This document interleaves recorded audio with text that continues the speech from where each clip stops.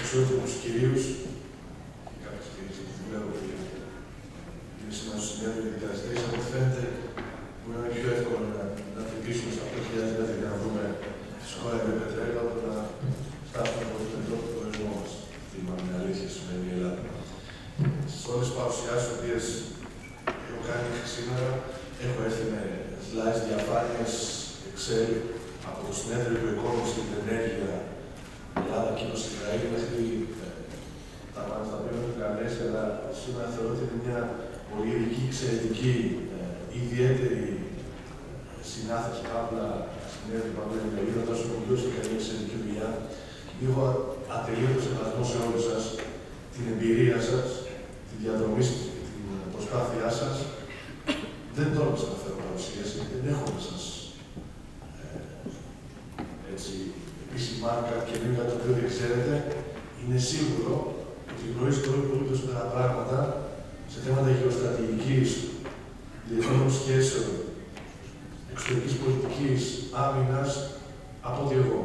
Έχω να συνεισφέρω όμως ειλικρινά ως βασίλης της Κιλίας, την δική μου προσωπική εμπειρία και διαδρομή σε αυτό το οποίο λέγεται αποκλειστική οικονομική ζώνη, διεθνές δίκαιο της θάλασσας, και τον τρόπο με τον οποίο κινήθηκε η Κύπρος, τις επαφές που έκανα τα τελευταία 2-2,5 χρόνια και πώς ενεπλάκη στο όλο το θέμα, και τον τρόπο με τον οποίο εγώ πιστεύω, κατά την ταπεινή μου γνώμη, ότι πρέπει να κινηθεί η χώρα μας.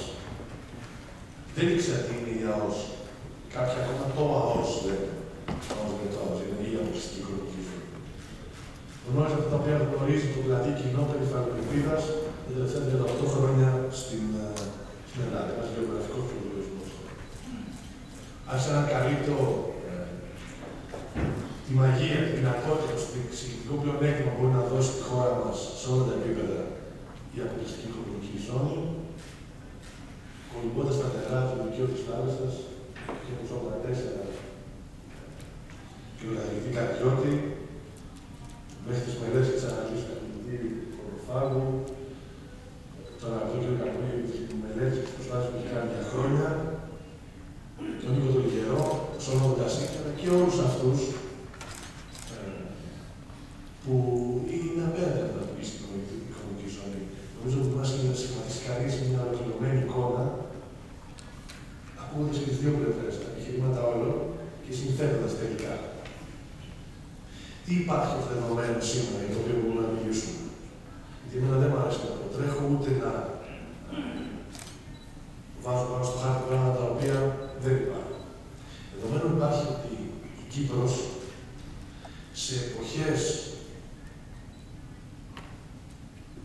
όχι πλέον εκτιμάτων για εκείνη, και μιλάμε το 2003, που ήταν ακόμα εκτός Ευρωπαϊκής Ένωσης, είχε πολύ μεγάλα οικονομικά προβλήματα, που οι αξιότιμοι κύκλοι των όλων δυνάμεων, αρχικοί και ανώτεροι αξιωματούχοι γνωρίζουν ότι σε στελεχειακό επίπεδο, σε επίπεδο οργάνωσης, ήταν θέλετε αριθμών μειονεκτούσε και μειονεκτή, κατάφερε να προχωρήσει σε μια σειρά βημάτων.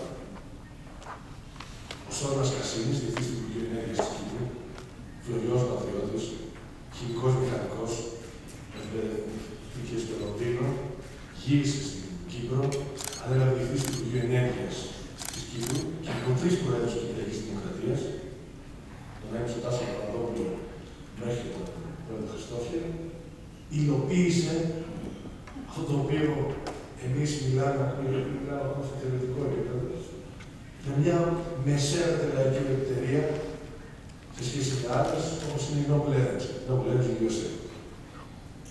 Ήταν απλό, όχι. Ήταν σε συγκριτικά χαρακτηριστικά εύκολα για την εποχή, σε καμία περίπτωση. Παράδομο, μπορεί.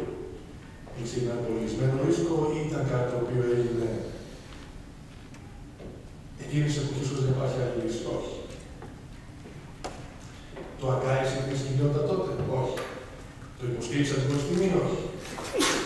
Ήτανε de facto δεδομένο ότι θα έψηκε η Κυπριακή Δημοκρατία από ένα μόλις οικοπεδότης 7 TCF υδρογονάνθρακες, 7 δισεκατομμύρια κυβικά πόδια υδρογονάνθρακες? Όχι.